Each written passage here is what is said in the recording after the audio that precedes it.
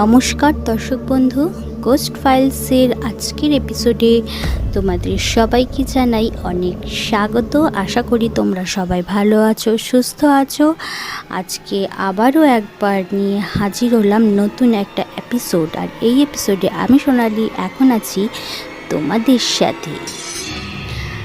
আজকে যে ঘটনাটি বলতে চলেছি সে ঘটনা একটা মহিলার হোস্টেলের ঘটনাটি যে তোমাদের কাছে শেয়ার করছি সেটা আমার এক কাকাতো বোনের কাছ থেকে শোনা। তো ঘটনাটি ঘটেছিল আজ থেকে ঠিক 3-4 বছর আগে।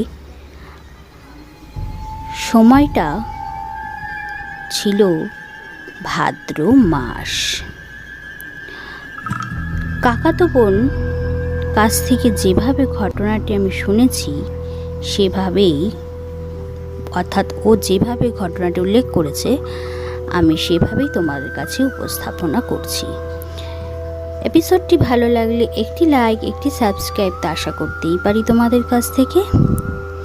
তো চলো বেশি কথা না বাড়িয়ে চলে যাব সরাসরি ঘটনাতে।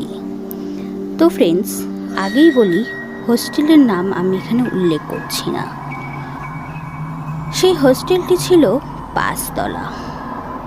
হোস্টেলের 5 তলাতে প্রায় সব রুমেই মেয়েরা থাকত, কিন্তু সেখানে 4র্থ তলায় এমন একটা রুম ছিল, অর্থাৎ 4 তলায় এমন একটা রুম ছিল যেটাতে কেউই থাকতো না।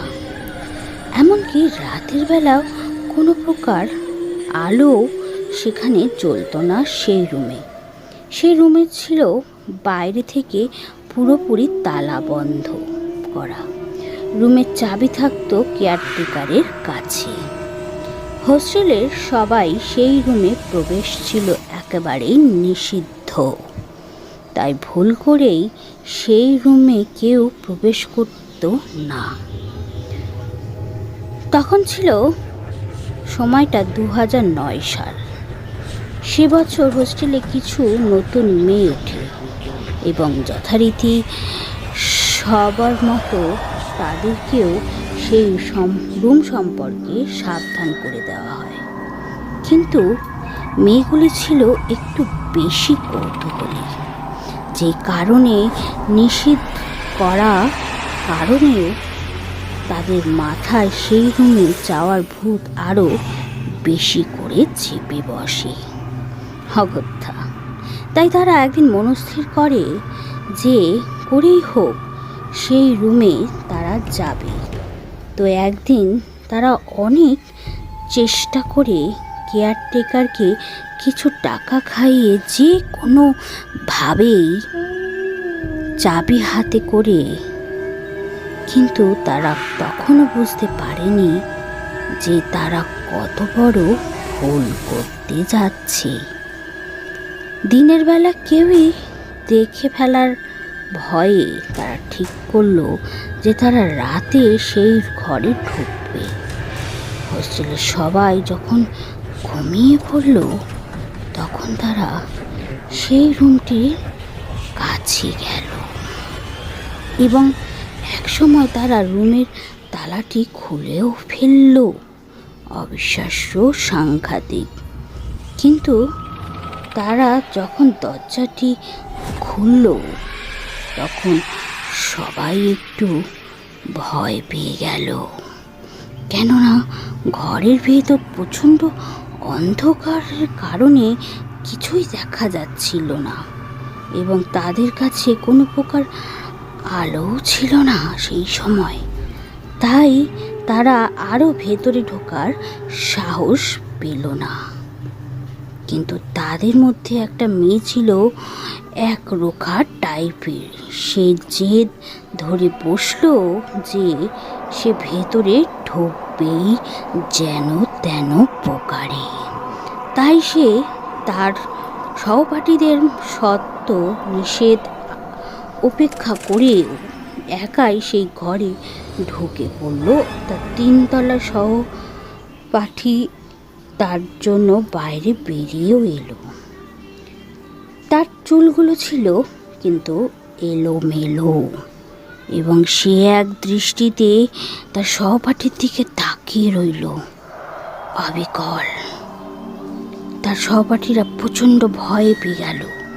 তারপর সে সবাইকে অবাক করে দিয়ে হা হা করে হঠাৎই হেসে ওঠে এবং বলে, কিরে, কেমন ভয় পাইয়ে দিলাম তোদেরকে। এরপর তারা তাদের রুমে চলে যায় প্রচণ্ড ভয় পেয়ে। কিন্তু সবচেয়ে আশ্চর্যের বিষয়, এরপর থেকে তারা মেয়েটির মধ্যে বেশ লক্ষণ অর্থাৎ পরিবর্তনের লক্ষণ করতে পারে। মেয়েটি ঠিক মতো ক্লাস করে না, রুমের মধ্যে একা একা বসে থাকে, কারোর সাথে তেমন ভালোভাবে কথাটাও পর্যন্ত বলে না। তো হঠাৎ একদিন তাদের এক সহপাঠী রাতে ঘুম ভেঙে যায় এবং দেখতে পায় সেই মেয়েটি ঘরের দরজা খুলে বের হয়ে যাচ্ছে। রাত তখন পুরো 2:30। সে তার অন্য সহপাঠীদের ডেকে তোলে। তারা সেই মেয়েটির পেছন পেছন গিয়ে দেখতে পায় মেয়েটির ওই বন্ধ ঘরের ভেতরে ঢুকছে। তারা প্রচণ্ড ভয় পেয়ে যায় এবং হোস্টেলের সবাইকে ঘটনাটি জানায়। এরপর সবাই ঘরের ভেতরে গিয়ে মেয়েটিকে খোঁজা শুরু করে এবং অবশেষে মেয়েটি পাওয়া যায় সেই রুমে, বাথরুমে গলা কাটা রক্তাক্ত অবস্থায়। জানা যায় সেই রুমে প্রায় 7-8 বছর আগে একটা মেয়ে কোনো একটা কারণে নিজের গলা কেটে আত্মহত্যা করেছিল। এরপর থেকে সেই রুমে যারাই থাকতো তারাই সবাই কোনো না কোনো সমস্যা ফেস করত।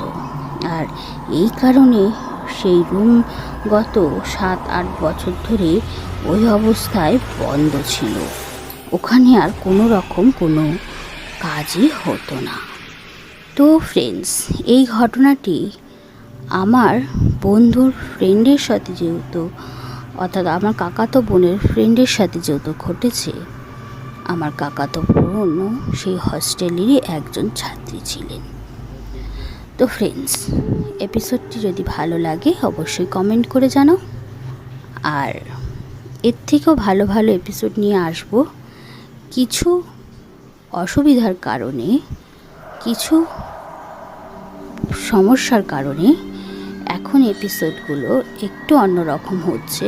আশা করি তোমরা পাশে থাকলে, সমস্যা মিটে গেলে এই এপিসোডগুলো আরও ভালো হবে। তো ফ্রেন্ডস, একটি লাইক, একটি সাবস্ক্রাইব আশা করতেই পারি তোমাদের কাছ থেকে। তো ততক্ষণে তোমরা তোমাদের এপিসোড লিখে পাঠাও, আর আমি ফিরে আসছি নেক্সট এপিসোড নিয়ে আগামী সপ্তাহে। Good night.